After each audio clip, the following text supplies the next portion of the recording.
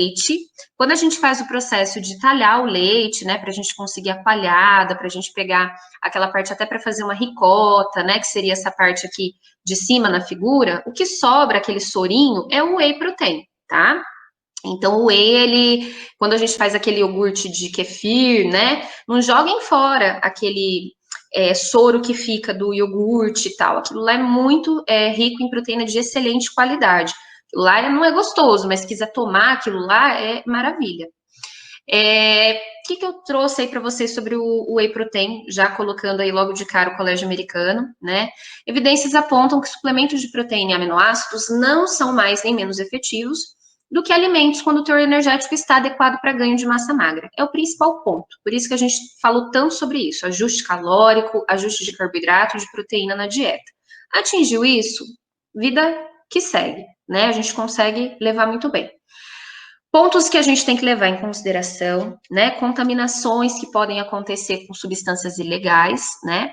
Que não são listados em alguns, que não são listados na lista de ingredientes dos suplementos. Lógico que depende da marca, né? Temos marcas mais confiáveis, que nunca dão pepino aí com a vigilância sanitária.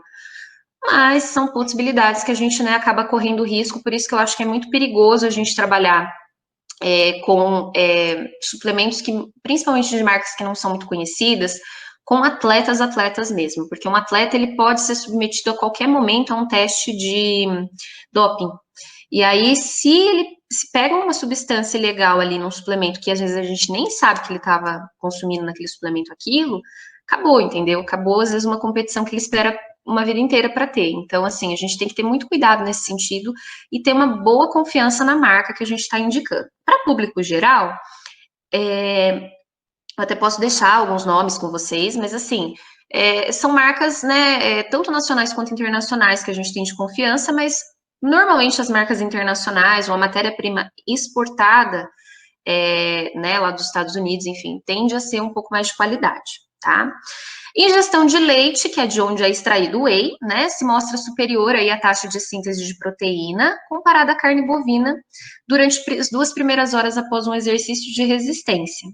Mas nenhuma diferença foi observada após 5 horas, tá? Então, depende também, alguns estudos mostram, né, que depende também desse tempo que é utilizado, a gente já vai falar também um pouco sobre isso. Maior síntese proteica após consumo de carne do que a soja. Então, assim, eu gosto de falar que dentro desses 3 tipos de proteína, proteínas completas que a gente tem, né? A vegetal da soja, que tem todos os aminoácidos essenciais, a da carne e do leite, a melhor é a do leite, tá? Porque o leite, ele tem o whey protein, pelo teor de leucina, é o mais superior. Depois vem a proteína da carne, depois vem a proteína da soja. Ah, então não é interessante suplementar o whey da soja? Não, não. Não. Vai suplementar whey, pega um whey leite, tá? Até uma dica que eu dou para os meus pacientes: observem o rótulo do suplemento que você vai comprar. Por quê? Tem lá o whey protein que eles extraem também a proteína do trigo, a proteína da soja e mistura com a proteína do leite. Isso deixa o produto mais barato, mas a gente cai a qualidade da proteína. Então, já que vai investir e não tem whey protein só de leite caro, tá? A gente não precisa gastar uma fortuna com isso, mas pega um que só tenha na composição, né, de ingrediente o whey do leite, tá? A proteína isolada do leite ou a proteína concentrada. O leite, ele tem essa proporção de caseína de whey, tá? Então, é 4:1. A maior síntese proteica foi observada com o consumo de whey após o exercício, comparada a caseína e soja, o que provavelmente, como eu já comentei com vocês, né, se deve a esse teor de leucina que a gente tem no whey e a rápida absorção, né? O whey, de uma maneira geral, ele tem uma absorção rápida, depende também do tipo do whey, mas a leucina em si, ela tem uma taxa de absorção muito rápida e ela tem essa taxa de oxidação rápida também no músculo. Então, é por isso que ela é tão interessante, né? A síntese proteica muscular também foi mostrado que ela parece ser maior quando a gente ingere o whey após os exercícios de resistência, né, do que no momento anterior, apesar que não existe um consenso. E, de novo, o que importa é o teor total de proteína da dieta, né? Não tem sentido a gente colocar o whey logo após o treino, se a pessoa ela não teve uma adequação de proteína ao longo do dia ou se ela for consumir uma refeição rica em proteína após o treino. E isso não é tão importante, tá? Total de ingestão proteica durante o dia, acabei de falar, é mais importante do que o período de ingestão, tá?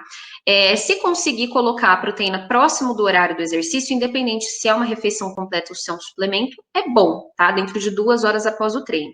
Mas é uma significância menor em relação ao teor total da dieta. E a gente sempre tem que priorizar a alimentação, né, gente? Isso é fato. Então, se o paciente tem a oportunidade de comer, jantar, enfim, comer comida, é melhor do que tomar o suplemento. O suplemento a gente deixa ali para o momento do dia que às vezes ele não tem como comer, ou, enfim, é um momento que ele não tem como, enfim, se alimentar. Um momento que é bem importante, que eu acho que é muito interessante de usar o whey, ou às vezes indico isso para os pacientes, é antes de dormir. Tá? Então, durante o período do sono, ali que vai acontecer todo esse período de recuperação muscular, lembra que essa taxa de oxidação da leucina ela é realmente rápida no músculo. Então, durante o período do sono, é aquele período do repouso, do descanso, da recuperação e regeneração do músculo. Então, colocar o suplemento de whey ali antes do sono pode ser bastante interessante, tá? E alguns estudos mostraram realmente que traz um resultado legal, né, para síntese proteica muscular e para recuperação, a gente colocar ali na ceia, e o paciente daí não dorme com fome, né? Às vezes ele janta logo após o treino, por exemplo, terminou o treino por volta de umas 8 horas da noite, já jantou, e vai dormir lá pelas 11 horas da noite. Às vezes já começa a dar uma fominha, toma whey, que é uma proteína, que dá uma saciedade legal também, tá? E aí também, pessoal, outro ponto que eu já falei na aula das proteínas, mas aqui eu também vou ressaltar, dose máxima de recomendação, tá, no geral, é de 20 a 25 gramas aí por horário, então eles mostram em alguns trabalhos, né, que 20 gramas de proteína consumida a cada 3 horas demonstrou uma maior síntese proteica muscular, por isso que daí o suplemento pode ser interessante, a cada 3 horas a pessoa que está buscando uma hipertrofia, né, enfim, esse trabalho de ganho de músculo, o suplemento ele pode ser uma mão na roda, né? Em você conseguir colocar ali a cada 3 horas esse tanto de proteína. Vou falar para vocês resumidamente o que são esses suplementos de whey. A gente tem whey concentrado, isolado, hidrolisado, tá? O whey concentrado, ele vai fornecer de 29 a 89% de proteína. Depende bastante do produto, então é uma faixa bastante ampla, tá? Mas ele tem uma filtração menos criteriosa. Então a gente acaba tendo mais gordura, mais lactose, enfim, uma composição menos pura, digamos assim, do whey aí nesse concentrado, tá? É o tipo que é utilizado para a gente fazer produtos enriquecidos, barrinhas e outros alimentos também aí de baixo custo, até esses iogurtes enriquecidos. Não é muito indicado para intolerante à lactose, porque ele passa bastante lactose pelo processo de produção dele, por ele ter mais carboidrato na composição, tá? Mas a gente já vai falar, isso é uma coisa relevante aí, né? A questão de, o concentrado, o isolado. O whey isolado é, né, a forma mais pura, comparada com o concentrado, então ele é cerca de 90% ou mais de proteína na composição, ele é mais puro, né, então ele ganha esse título também por ter pouca gordura e lactose. Ele possui todos os micronutrientes do leite, além de todos os aminoácidos essenciais e não essenciais e condicionalmente essenciais, além também de ter uma rápida absorção. O concentrado, ele também vai ter uma rápida absorção, depende muito do teor de carboidrato que vem na composição dele. Se ele tem muita lactose, né, ou se ele tem mistura de proteínas, aí ele também vai ter uma taxa de absorção mais lenta, ele já não vai ser tão legal de usar. Mas hoje em dia, pessoal, as marcas, elas estão muito boas nesse sentido de produzir whey protein concentrado, tá? Então, assim, é muito mais, pelo custo-benefício, é muito mais interessante a gente usar o whey concentrado. Mas o isolado ele é mais puro, ele tem 0 carbo.